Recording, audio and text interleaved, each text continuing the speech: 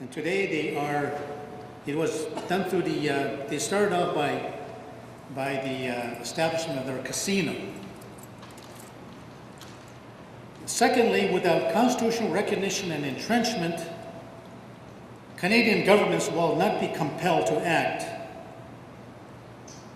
There's no reason for them to do anything, unless told to do so by the Supreme Court of Canada. So therefore, for those two reasons, the inherent rights should be entrenched. Now moving on to specific claims, slide 6.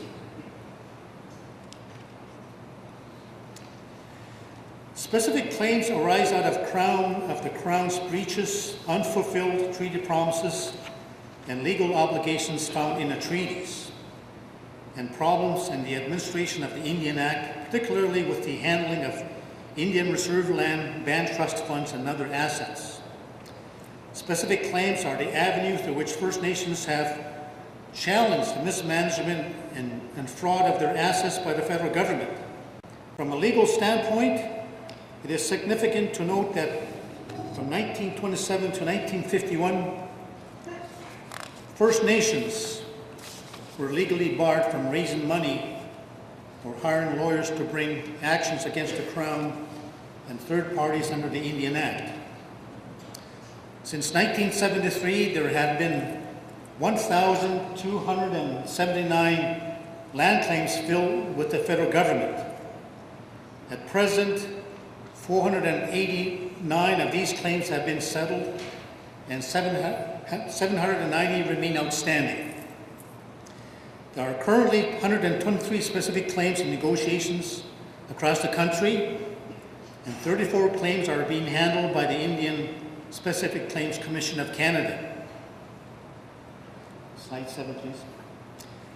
According to the Senate Standing Committee on Aboriginal Peoples, it will take 90 years, 90, to settle the outstanding specific land claims at the current pace, if only 70% of them are valid or found valid by Justice Canada. To date, approximately 900 of the 1,300 claims are still in the system and have yet to be concluded. It can be stated that only 275 of the specific land claims that have been filed have been truly resolved. 70% of First Nations in Canada have specific land claims that are waiting to be resolved. The issue of outstanding specific claims is one of the causes of the dire socioeconomic conditions of Aboriginal peoples in Canada, because it drains their financial and human resources to fight these issues. It costs money to bring forward specific claims against the Crown. And as we all know, lawyers do not come cheap. And also the BC Treaty process, First Nations have to sort of have loans against their future claims. Slide, pardon me? Okay. Slide 8.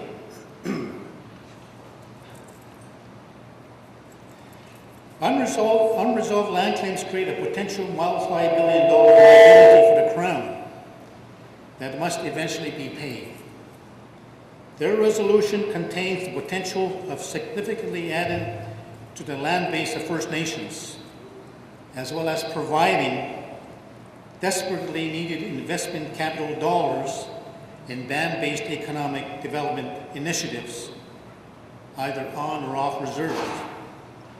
It is hoped that the Harper government will carry through on its promise to speed up the specific land claims process under the restructured Specific Land Claims Commission of Canada that would be removed from the direct interference by the Minister of Indian Affairs and the Department of Justice. Now moving on to treaties. As you can see from the treaty map, The Victorian treaties, or the numbered treaties from 1 to 11, cover about 2/3 of Canada. And those date from 1871 to 1923. And the other areas are covered by comprehensive land claims. However, in some parts of Canada, such as British Columbia,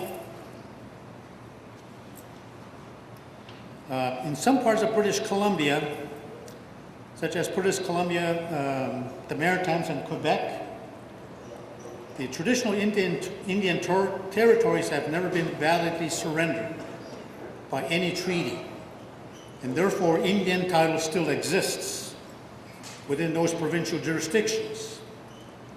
Most of the Northwest Territories has been settled via the comprehensive land claims process, in other words, modern treaties, which provided a lot more generous settlements in terms of land ownership, sharing of natural resource revenues, and cash compensation than the Victorian treaties ever did.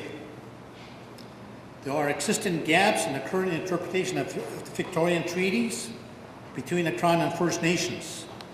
Next slide, please. From the First Nations perspective, the Victorian treaties are legally existing and enforceable agreements to conduct Crown Indian relations that are now constitutionally recognized and protected under the Canadian Constitution. The treaty commissioners said it in the Blackfoot Treaty of 1877 that in a few years the buffalo will probably be all destroyed, and for this reason the Queen wishes to help you live in the future in some other way.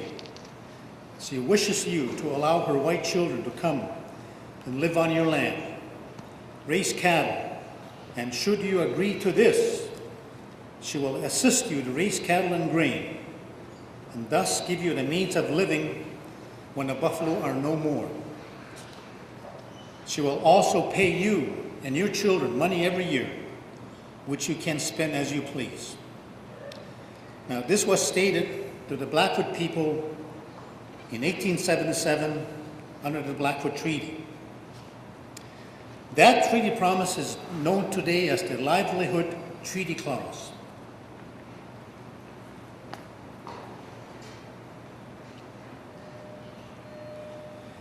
That was used to gain the consent of the Blackfoot tribes to accept and sign the treaty. It also sowed the seeds for future Crown Indian relations in relation to permitting white settlement on Blackfoot traditional territory, economic development, assistance, and federal transfer payments. For its part, the Crown entered into the treaties for a complex set of reasons, including establishing peaceful relations with Treaty First Nations, obtaining First Nations consent to European settlement upon their traditional territories, and ensuring that First Nations would make a smooth transition into the new market economy. And this is a representation of Chief Crowfoot negotiating with Commissioners David Laird and Colonel MacLeod out on the Blackfoot Treaty Flats on my home reservation. We call it the Treaty Flats because that's where Treaty Number 7 was signed. And at that time, those chiefs you see there, sitting there, wanted to provide for the future survival of their members, and they did the best they could. There is a fundamental Crown policy and belief in consensual dealings and respect for First Nations and treaty rights, much of which is embodied in the common law. However, the Government of Canada has developed no general policy guidelines for use in its treaty relations with First Nations. Based on the notion that the Victorian treaties are fundamental organic constitutional documents, RCAP stated in its final report, the treaties must be flexible enough to include new matters that might not have been raised at the time of the original treaty discussions. The treaties are not frozen in time Treaty relationships, once established or re-established, must be flexible enough to address new items of concern. So therefore, RCAP stated that we propose a new treaty process to lead the way to reconciliation between Aboriginal people and non-Aboriginal people over the next 20 years. And a great treaty process can be the mechanism for implementing virtually all of the recommendations in the RCAP report. Indeed, the treaties may be the only legitimate way to do so, because that's a fundamental agreement between Indian nations and the Canadian Crown. Slide 14. Based on the foregoing recommendations and conclusions of RCAP, I submit that the doctrine of treaty federalism, which would be in the form of a new treaty process, should be considered by Treaty First Nations and Canadian government leaders alike as a means towards reconciliation and strengthening relationships with shared prosperity.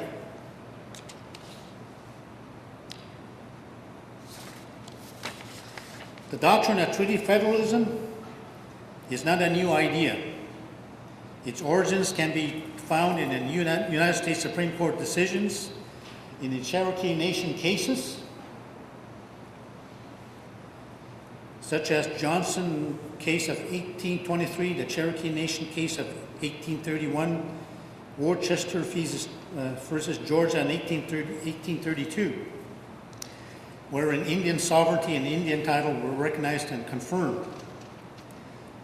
And I'll just skip over to slide 16.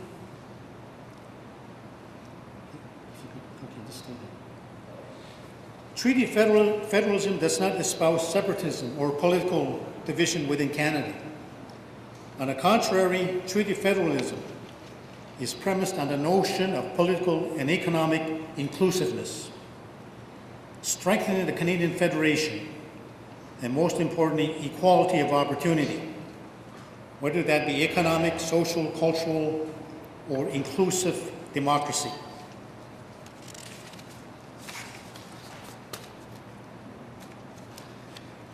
Let's go back, please. Jumping ahead.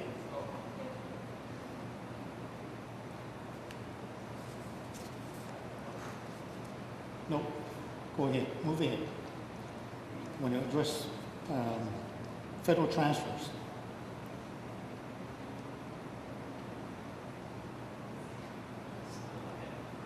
No, just keep going. Go ahead. You're going backwards. Okay, sorry.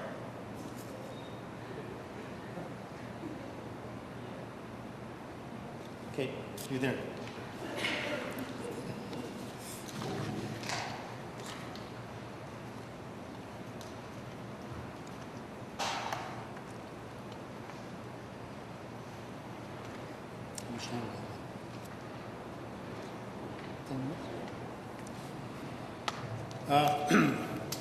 I got 10 minutes left, so I didn't know how much to prepare, but obviously I'm over.